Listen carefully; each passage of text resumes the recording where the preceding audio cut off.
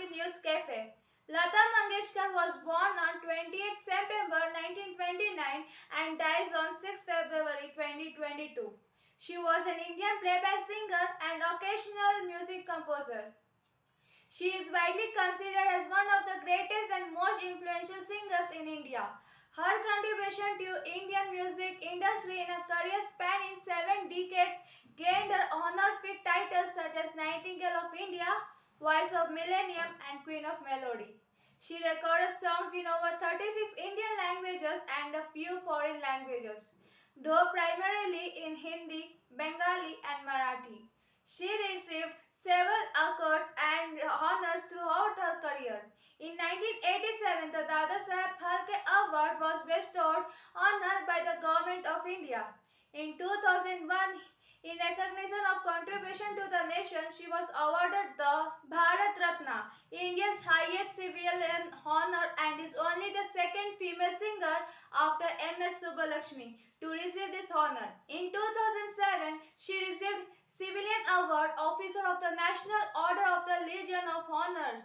She was the recipient of 3 National Film Awards, 15 Bengal Film Journalist Association Awards, 4 Filmfare Best Female Playback Awards, 2 Filmfare Special Awards, the Filmfare Lifetime Achievement Award, and many more.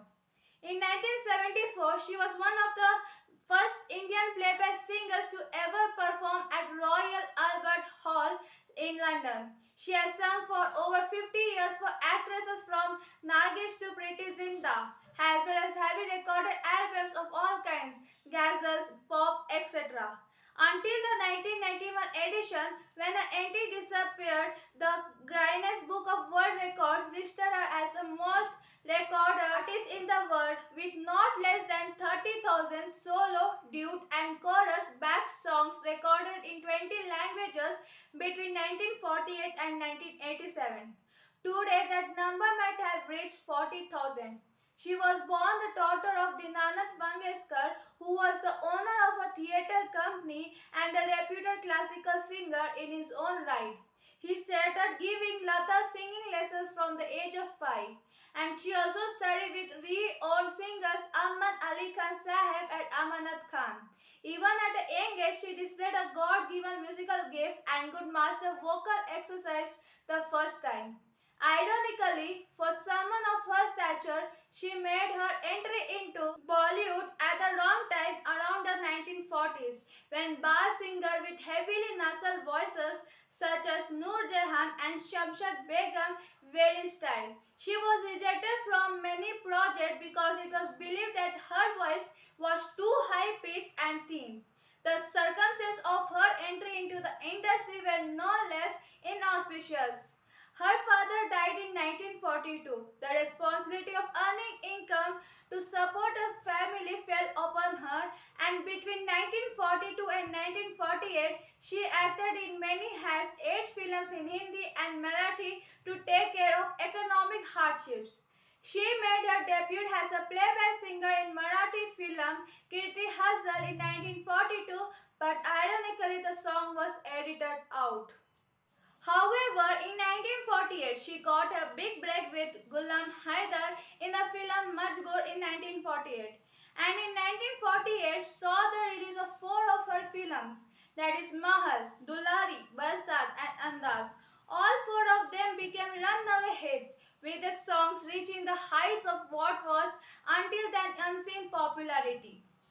Her unusually high-pitched singing rendered the trend of heavily nasal voices of the day totally obsolete, and within a year, she had changed the face of playback singing forever. The only 2 lower-pitched singers to survive her treble onslaught to a certain extent were Geeta Dutt and Shamshad Begum. Her singing style was initially reminiscent of Noor Jahan, but she soon overcame that and evolved her own distinctive style. Her sister Asha Bhosle too came up into late 1950s, and the 2 of them were the queens of Indian playback singing right through to the 1990s. Her voice had a special versatile quality, which meant that finally music composer could stretch their creative experiments to the fullest. Although all the songs were immediate hits under any composer, it was the composer C. Ramachandra and Madan Mohan who made her sound sweetest and challenged her voice like no other music director. In 1960s and 1970s saw her go from strength to strength even as there were accusations that she was monopolizing the playback singing industry. However, in 1980s, she cut down her workload to concentrate on her shows in abroad. Today, Lata sings infrequently despite a certain resurgence in her popularity, but even today, Hindi cinema's biggest hits, including Dilwale Dulhania Le Jayenge in 1995, Dil Do Pagal in 1997, and Veer Zara in 2004, feature her legendary voice. No matter which female playback singer breaks through in any generation, she cannot replace the timeless voice of Lata Mangeshkar. She is an icon beyond icons. Whoever has watched this video, do subscribe the channel, do like and share the video. Thank you.